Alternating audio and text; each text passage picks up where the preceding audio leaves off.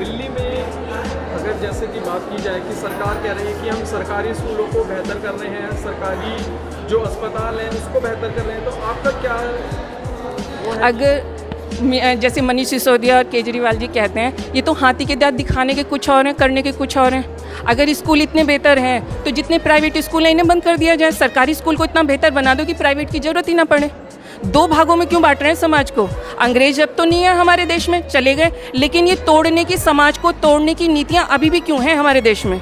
इसको हम लोगों को समझना होगा। इसलिए जन जागृति जरूरी है। इसलिए लोगों को जागरूक करने के लिए हम लोग यहाँ पे कि जगह जगह गांव-गांव में भी इस चीज़ का प्रयास कर रहे हैं कि हम लोग जाएंगे, नेता हमें किस चीज़ में फंसाते हैं।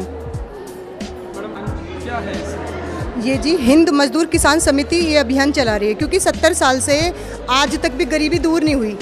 हाँ, आप भी देख रहे हो जितनी सरकारें आ रही हैं इतनी जा रही हैं, लेकिन जो गरीबी है वो झुकी तू है। सबका यही नारा है, गरीबी हटाएंगे, बेरोजगारी हटाएंगे, महंगाई हटाएंगे, लेकिन महंगाई भी आसमान छू रही है, गरीबी आसमान छू रही है, और महंगाई आप देख ही रहे हो। तो इसे हटाने का सिर्फ और सिर्फ एक ही उपाय है कि पढ़ाई और दवाई एक समानो फ्री कर दी जाए, क्योंकि आज इंसान का 80% पैसा पढ़ाई और दवाई पे खर्च हो रहा है। 20% में कोई कैसे अपना घर चलाएगा, गृहस्थी कैसे चलाएगा? तो पढ़ाई और दवाई एक समानो फ्री कर दी जाए, ताकि हमारा 80% पैसा बचे और हम अपनी घर गृहस्थी अच्छे से चला पाएँ।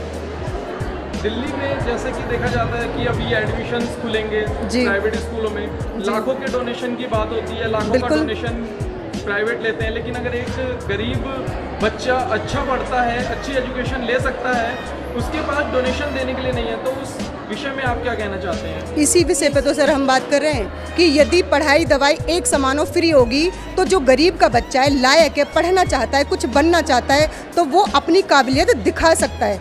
लेकिन आज क्या है कि जिनके पास पैसा है वही पढ़ पा रहे हैं, अच्छी खासी डोनेशन देते हैं, वो आगे बढ़ जाते हैं, लेकिन जो गरीब का बच्चा है वो वहीं का वहीं रह जाता है। टैलेंट तो छिप रहा है ना जी। जो सरकारी स्कूल खुले हुए हैं, जो सरकार ने सरकारी स्कूल खोल रखे हैं, हमारा कहना ये है कि अगर सरकार ने सरकारी स्कूल खोले हैं तो सबसे पहले गांव के प्रधान से लेकर मंत्री अपने बच्चों को उन सरकारी स्कूल में पढ़ाए ना।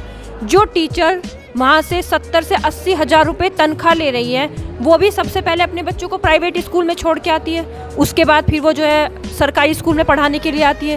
क्या कारण है? क्योंकि व्यवस्था नहीं है ना।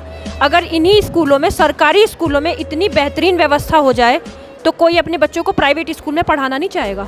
गरीबी दूर हो जाएगी, गरीब भी पढ़ पाएगा और अमीर भी, सब एक समान होंगे। दूसरी बात ये है भैया, और गरीबी हटेगी देश की। जब हम नमक तक पर टैक्स देते हैं, हम अपना अधिकार मांग रहे हैं, हमारा वो टैक्स का पैसा जाता कहाँ है? काले धन के रूप में भारी तो जमा होता है। हमारा नमक तक पर टैक्स, 1 रुपये की एक बच्चा टॉफ़ी भी खरीदने जा रहा है, उस पर भी टैक्स। तो हम बस ये कहना चाहते हैं, अगर तुम वास्तव में हमारे हितैषी हो तो हमारे बच्चों के लिए पढ़ाई दवाई एक समान निःशुल्क कर दी जाए। जैसे पहले तो सोने की चिड़िया देश, फिर एक समान वैसा ऐसा हो जाए।